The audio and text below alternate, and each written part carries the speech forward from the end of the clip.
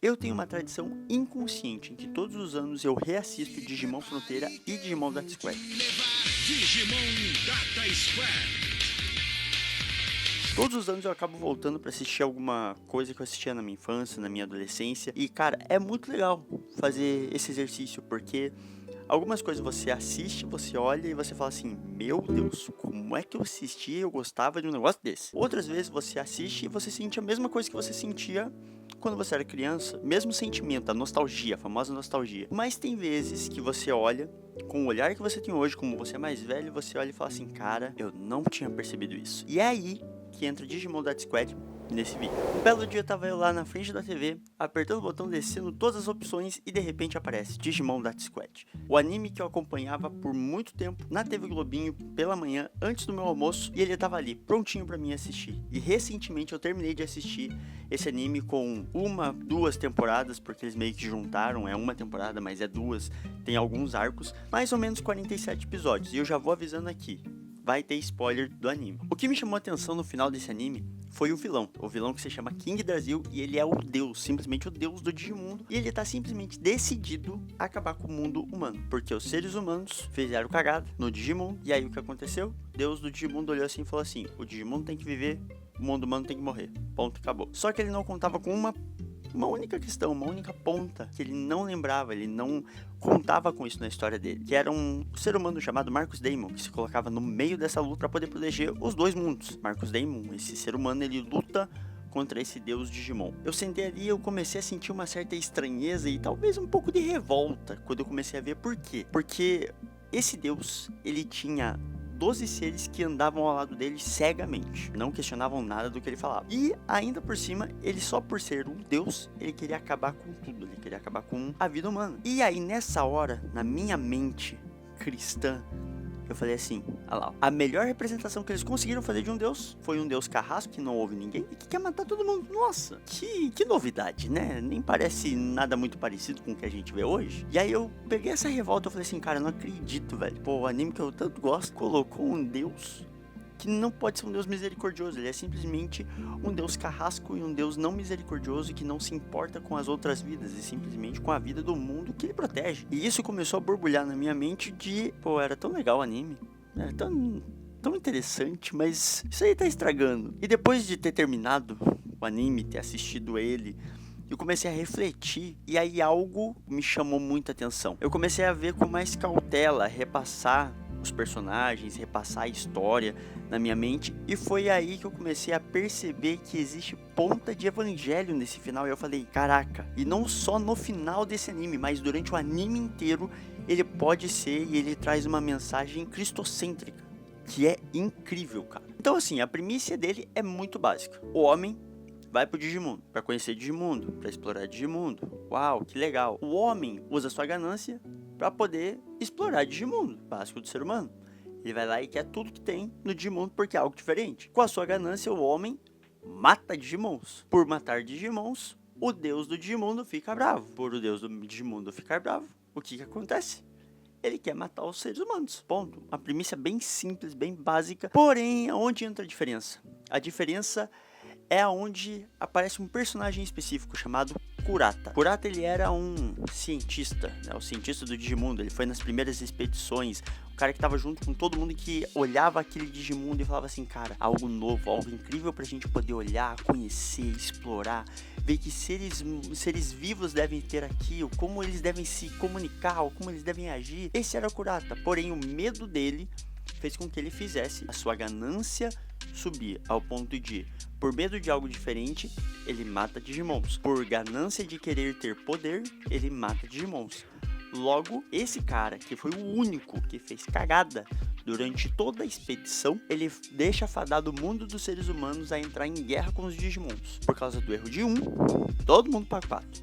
As escolhas egoístas desse cara, do Kurata, fizeram com que toda a humanidade pagasse o pato. Isso parece muito a história de alguém chamado Adão, né? Adão e Eva vão lá e pecam, eles erram, e nós como seres humanos pagamos por causa do pecado deles. Então, Kurata ele foi o Adão dessa história. Ele conheceu um mundo novo, belo, e o que acontece?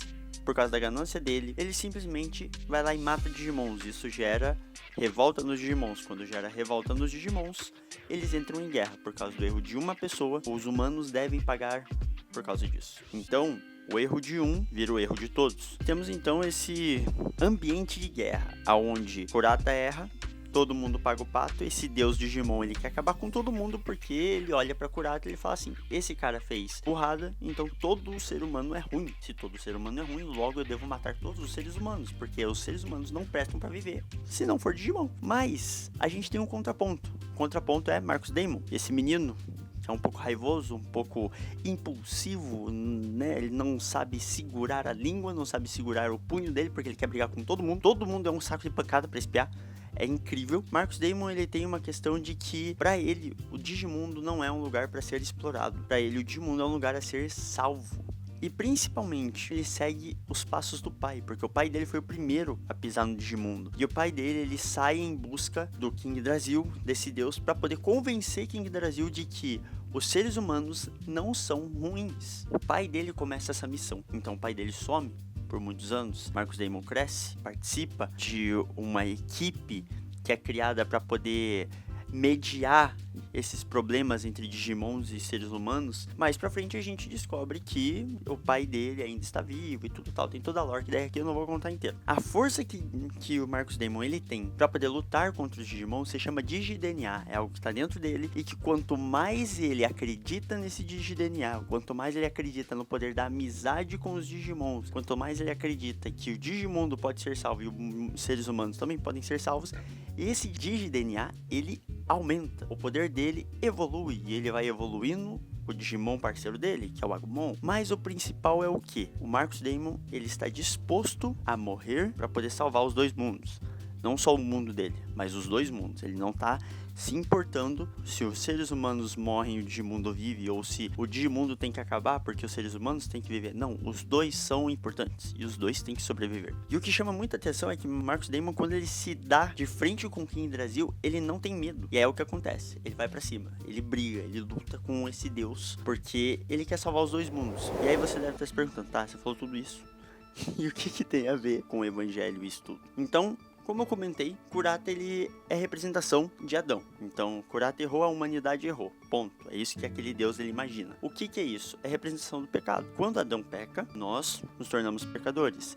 E Deus ele não compartilha com o pecado. Deus e pecado são longe. E a palavra fala que o que havia para nós, morte. Morte principalmente porque por causa que a ira de Deus ela vem sobre o pecado. O pecado ele não pode ficar junto com a glória de Deus. Logo, a ira de Deus vem sobre o pecado. E aí nós temos Marcus Damon. Marcus Damon seria a representação de Jesus. Jesus é aquele que morre, ele se sacrifica, ele luta para que o mundo ele possa sobreviver. Ele luta contra a ira desse Deus para que o mundo não sofra por causa do erro de uma pessoa. Então, Kurata pode ser uma representação de Adão. Marcus Damon é a representação de Jesus, que não está lutando contra Deus, mas está lutando contra a ira de Deus. Por quê? Porque a palavra fala que quando Jesus ele está na cruz, ele pergunta para Deus: Pai, por que me abandonaste? O que significa isso? Naquele momento na cruz, Jesus ele se torna os nossos pecados. Ou seja,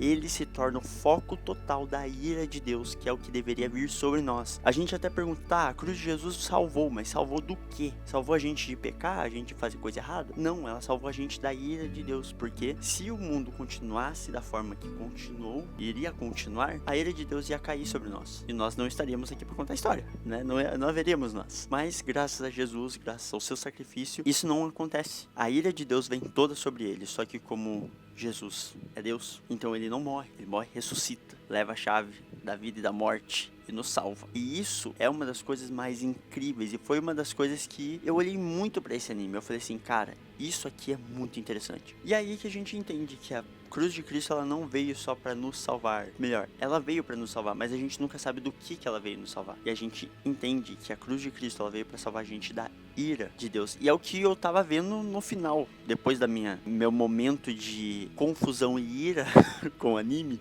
de eles terem colocado um Deus que é mau. Eu parei pra pensar e falei assim, não é Deus que é mau, é a ira de Deus que tá vindo sobre o erro de um ser humano. E um homem se coloca no meio dessa ira e fala assim, vem pra cima de mim, em cima deles não. Eu me sacrifico, eu luto, eu morro se for necessário, para que essa ira não recaia sobre eles, mas recaia sobre mim, porque eles não sabiam o que estavam fazendo. Um homem errou porque não sabia o que estava fazendo, os seres humanos erram porque não sabem o que estão fazendo. Eles podem melhorar, mas eles precisam da graça e não da ira. E aí que a ira ela vem sobre Jesus, a graça de Jesus, de Deus, ela vem sobre nós. E nós temos o evangelho para poder pregar, para poder viver, e temos o Espírito Santo para poder nos ajudar e nos guiar na melhor forma possível. Quando eu estava assistindo esse final de anime, foi exatamente essa a reflexão que veio. Kurata é um homem que errou, todos pagaram preço por causa dele. Porém, quando a ira de Deus, de King Drasil, vem sobre a humanidade, aparece um homem chamado Marcus Daimon, que se coloca no meio da ira de Deus, luta contra essa ira, para que ela não venha sobre nenhum dos dois mundos que tinham ali,